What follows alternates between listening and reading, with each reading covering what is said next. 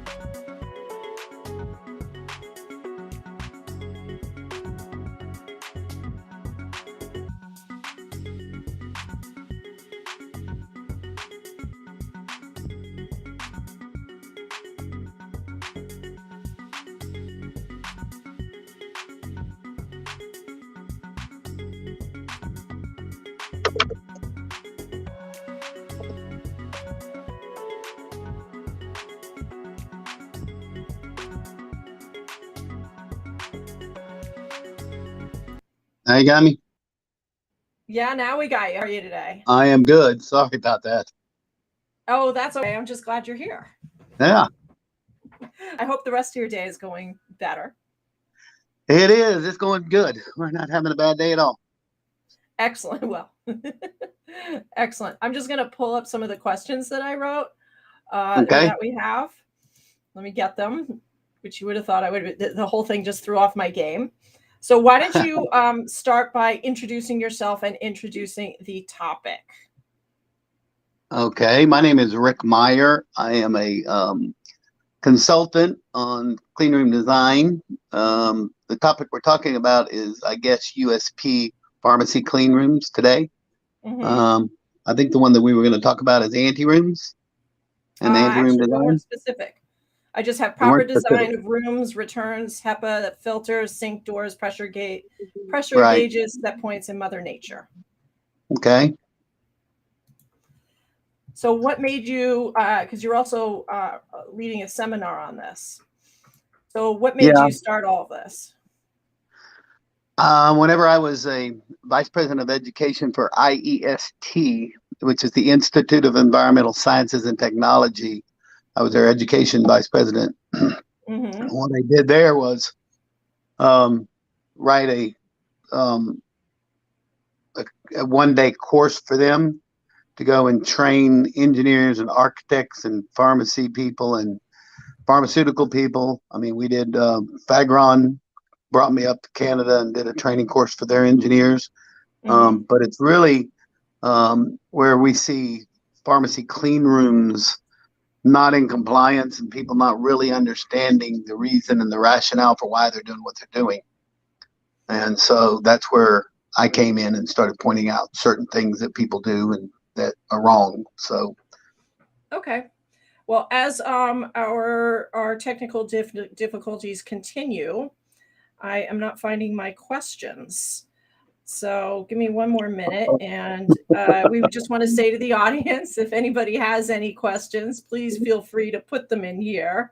I'm just going to do, why don't you start with well, you must have a basic overview. So why don't you start with that? well, typically what I tell people is there's one force of nature that makes every clean room work, and it's called gravity. Okay, because particles are affected by gravity. Mm-hmm. Pretty simple, but it's really not, that simple. Because certain size particles will float around, and Mm-hmm. certain size particles that get on the ground will actually be aerosolized when you walk around the rooms. So the point is, we're going to push all the air down with HEPA filtration from the ceiling, and we're going to suck it out at the bottom as quickly as we can. One of the things I tell people is, um, what don't you put in a clean room? And the answer to that question is anything you can't clean. Mm-hmm. If you can't clean it properly, then you don't put it in your clean room. One thing I have a big issue with is return air grills. Some people put them in the ceiling, which is short circuits your HEPA filtration. Other people put them on the walls, which means you only get a single directional flow moving toward it. So if it's in a wall, you have issues there. And then they put real tall returns rather than low level returns. And so if you have a return that's vertical, the airflow will be sucked at the top of the ductwork Mm-hmm. only, not at the bottom. And so people think the air is going to pull that way, but it doesn't. Airflow goes through the path of least resistance. I'm trying to think. I need a picture. So, Picture? yes, a picture with the airflow. Well, yeah, we want to cause it to go circular. So in your room, you put your HEPA filter in the center of the room, and then in the corners you want to put your low level returns. Your low Okay. level returns really should be open bottom and actually so that you can suck from. If you put it in a corner where all of your bioburden ends up, think about your home when you go to your home. I, Where I was where's all thinking the dust? I was thinking of all my pet hair, how Yeah, it your always pet hair, it ends up all on ends the up in the sides. corner or underneath the couch, where there's no airflow movement. So I put stuff in the corner where airflow usually doesn't want to go. It wants to stay out in the open so it can move around in different directions. Okay. So I put it and then I have the open bottom plenum. So it's think of a straw and put it in the corner of but we make ours square and we size those per the amount of CFM that you're moving from the HEPA filters. Okay. And so, What what go percentage ahead. of people would you say when you go into their clean rooms have those in the wrong place? Almost everybody. Oh, In fact, really? I talked to a manufacturer at a conference one time, and when I was talking to him, he said, we were having a drink, and I said, return air grills are really not good because you can't clean them. There's no way to actually clean them good at all. And the next thing I know, he calls me and he says, I've come up with a better idea. He says, I've got a return air grills and you can remove them. He put magnets on his grills so you can remove them and take them out and clean them and bring them back and put them in. I said, well, kind of defeats the purpose of it. Whenever I was doing as a subject matter expert for the FDA on their 503B facility designs, I had a discussion with the FDA specialist there that was in charge of that topic, and me and her had a long discussion about it. And in the end, I won her over, and she agreed with me. It was a good idea with an open bottom. She says, "What? Then what if you get a blowback?" And I said, "Well, if you get blowback and you got dust on your grill, it's going to blow it back off the grill. If there's nothing there for it to blow back, then what's going to happen to it? Nothing. Mm-hmm. So leave it open and let the air move. Air also kills germs, and because it dries out your bacteria, it dries out your fungus, all of that gets dry, and so it's an enemy. Airflow is. Okay, got it. I did find my questions. One of my first question, it has to do with, as you mentioned, the ante-room and sinks. And you've told me a couple different stories about this, but I'm going to let you answer this. Where does the sink go in the ante-room? You want to put it as close to the entry door as you can get it. And the reason for that is that any contaminants that when you're washing your hands, the contamination will be aerosolized in water droplets, micro droplets, and that there will cause particles to be generated all over.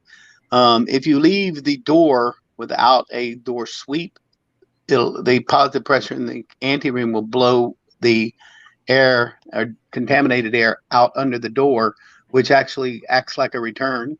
Mm-hmm. And then I usually put a HEPA filter on the other side of the sink so that it pushes the air towards the door and pushes away any contaminants that are being generated as you're working. Okay, we have a comment here from Cortland email. He says you need to add PDA and ISPE guidance docs. Okay. Cortland Emmel. Okay. Hey, Cortland. I was going to say, I'm sure you know Cortland. I do know him well. And one of the reasons I'm interested in the sink thing is you've told me stories about, and tell me if this is what you were referring to, is FDA and state board pharmacies not agreeing on where the sink could go.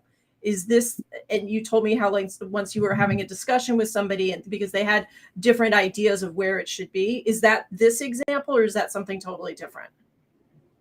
That's something that's similar in scope. A lot of people will put the sink as far into the ante-room as they can get it. Your dirtiest area in your clean room is where you're washing your hands.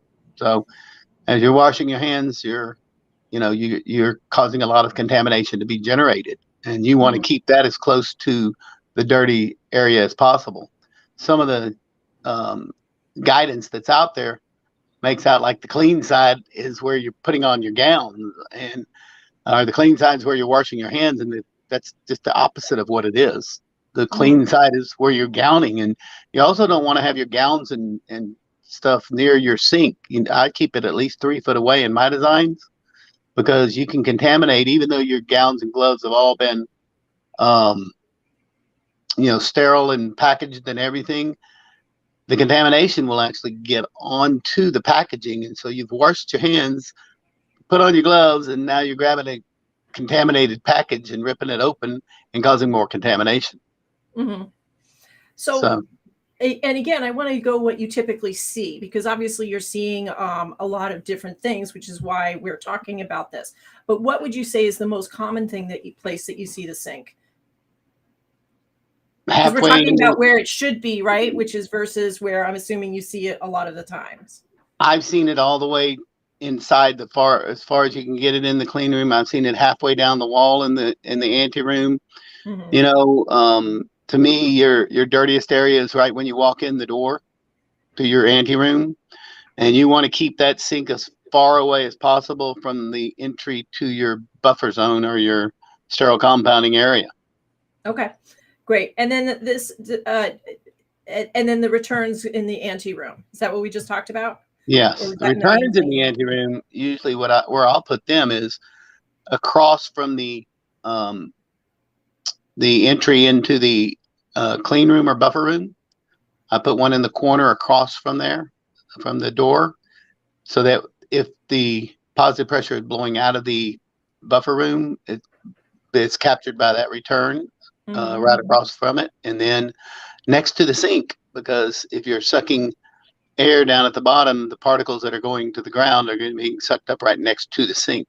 And the sink's against the wall, um, you know, right there by the door that you're entering with.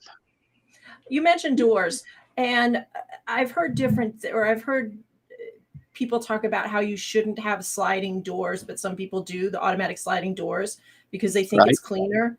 Where do you fall in that thought process? Like I've Automatic also doors are heard that no it's good. bad because it sucks the air in and out. Well, the automatic doors are no good because they'll stay open too long. Mm-hmm. And most pharmacy clean rooms and other clean rooms are not large enough to have a 3 foot by 7 foot opening to keep pressurization. I tell everybody when you're going into a clean room, think about watching MASH back in the days, and you watched them walk into the OR and they backed into the OR with their hands, in front of them. They did that for a reason because, number one, when you're walking backwards, you walk so slowly that particles can't follow you in. And number two, when your electronic door opens up within 30 seconds, the rooms have neutralized each other and you've got a neutral door opening. And so particles can migrate. So there's three reasons that you don't want an electronic door. And those are the ones that I come up with. I've actually put dry ice in a beaker of water and put it on the sink Mm-hmm. where you're washing your hands, and then walked into the clean room, and that dry ice will follow your feet into the clean room. Okay, So, thanks. Where do the different pressure gauges go in a clean room, and what are they measuring? the differential pressure gauges need to be on the doors entry to each room. So your ante room and your clean room both need to be with a pressure gauge either on the left or right side and near the eye level. So when people walk into the room, they can look at the pressure and check the pressure and make sure that the pressure is accurate when they go into the room. That tells you that your room's proper. Then the next time when you go into the clean room or buffer room, you want to have another pressure gauge there to show that that room's operating properly. There are some people that put a pressure gauges all outside the main door, but as you go in through in your cascading process, because you have cascades of high and lower pressures and stuff, then you will actually be able to notice this and see this inside when you're doing this. You can't do that without. Another thing that we were talking about the other day is that we should really put alarms on those. And if it changes while you're in the room, they should have an alarm that was set at a set point to alarm and let you know that something's happened and you need to stop producing what you're doing and move on and figure out what happened to the room. Is that something that's easy to do? Most of the digital alarms have a dry contacts that you can hook up a little buzzer to, and you Mm-hmm. can set a setting on those and have it set off an alarm without any Mm-hmm. problem at all. Okay, great. This brings us to our bonus question. So here's anybody who wants to answer. Should the HEPA filters be over the sink? Let me try that again. Should the HEPA filters be over the sink near the entry to the ante room or near sterile compounding doorway? Cortland also likes your Cortland, what idea did he of the say? alarm system. All right, answer the question, Rick. I like it between the sink and the buffer room or sterile Mm-hmm. compounding area door. In between the two, because I'm going to push air away from the sink towards the ante-room entry door. So you don't want it over the sink because then it could blow back towards the buffer room or sterile compounding suite. Okay, excellent. So great, short and sweet advice on the ante room. Next, we're going to do how to size your rooms. You want to give us a preview? Are we talking ante room or the main clean room? Actually, I start with the clean room to begin with. And whenever I do that, the first thing I do is I ask the question of how many people are you going to have in the room? How many hoods are you going to have in the room? And once you get those things determined, then you can start laying out in an area. And I start with a 90-degree we don't need to go into angle. the details because that's our next session. Okay. But that's how I start. What? That's how I start. I start with just a 90-degree, and from there I measure over and figure out how big the room's got to be. Okay. Well, we'll talk about more of that next time. Again, anybody have any questions? Nope. Cortland, thank you so much for your comments. It's been great having you join in. And Rick, thank you. And we look forward to next month, and hopefully we will not have the technical difficulties. I hear you there. Have a great weekend. Thanks. All right. Bye. Bye.